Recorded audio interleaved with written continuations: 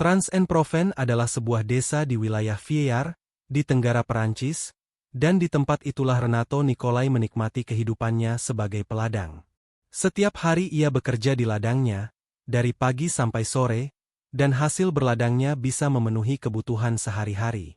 Pada 8 Januari 1981, pria berusia 55 tahun itu juga melakukan kesibukan yang sama di ladangnya. Namun hari itu ada sesuatu yang kemudian menjadi berita menghebohkan di negaranya.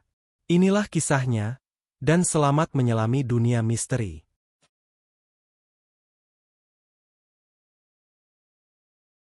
Pada pukul 17, saat hendak bersiap meninggalkan ladang, Renato Nicolai tiba-tiba mendengar suara mirip siulan yang muncul dari langit. Berikutnya, sebagaimana dikutip buku UFO Briefing Document, The Best Available Evidence, Nicolai mengatakan, "Aku menoleh dan melihat penampakan benda terbang, tingginya setara dengan pohon pinus."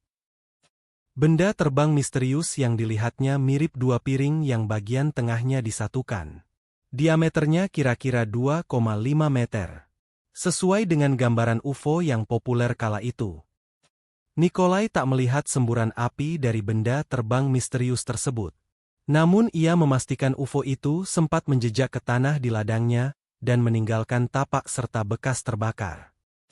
Semula, Nicolai mengira objek tersebut adalah bagian dari eksperimen militer, dan hal itu pula yang ia katakan pada warga dan petani lain di sekitarnya. Pasalnya di dekat ladangnya memang terdapat pangkalan militer. Namun, kurang dari 24 jam kemudian, aparat keamanan dari Satuan Gendarmerie tiba-tiba datang ke ladang milik Nicolai, dan pasukan itu tampak sibuk melakukan aneka hal yang tidak dipahami Nicolai. Kasus tersebut juga diinvestigasi Grup d'Etudes des Phénomènes Aérospatiaux Non Identifiés atau GEPAN, atau Unidentified Aerospace Phenomena Study Group, yang didirikan pada 1977 di dalam National Center for Space Studies atau CNES di Toulouse, yang merupakan mitra NASA di Prancis.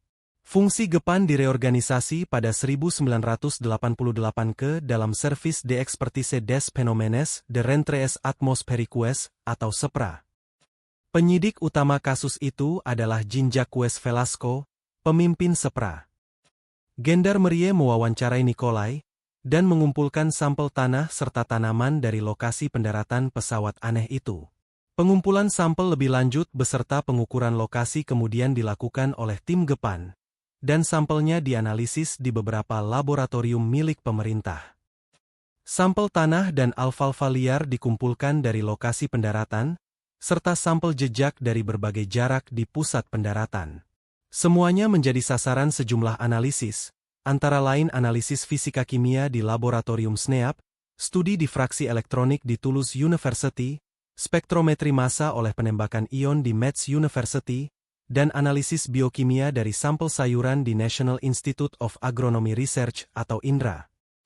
Laporan rinci pertama perihal kasus ini diterbitkan oleh GEPAN pada 1983, dalam catatan teknis nomor 16, penyidikan 8101, analisis jejak. Kesaksian Nicolai kepada polisi begitu sederhana dan jujur.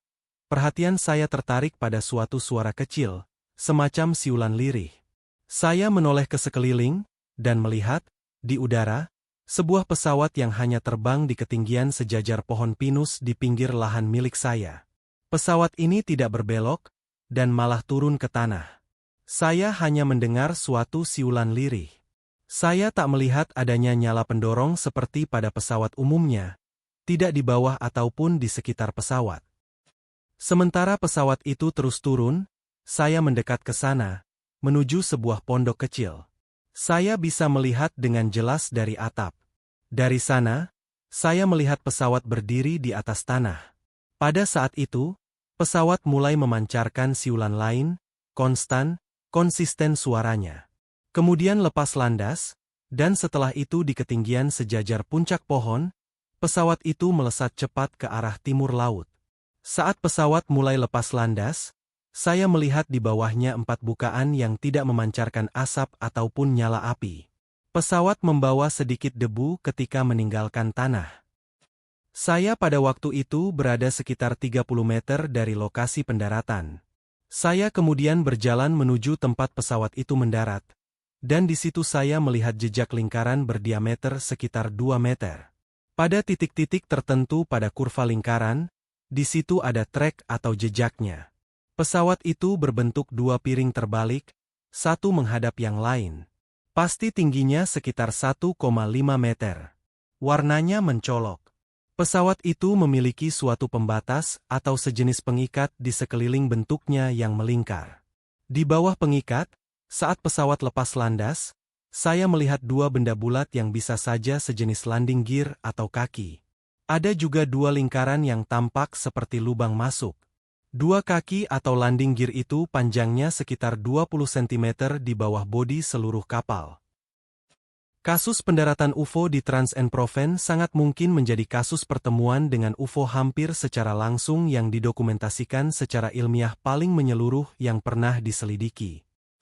Meski begitu, semua fakta yang diperoleh tidak menghasilkan kesimpulan yang jelas alias masih misterius.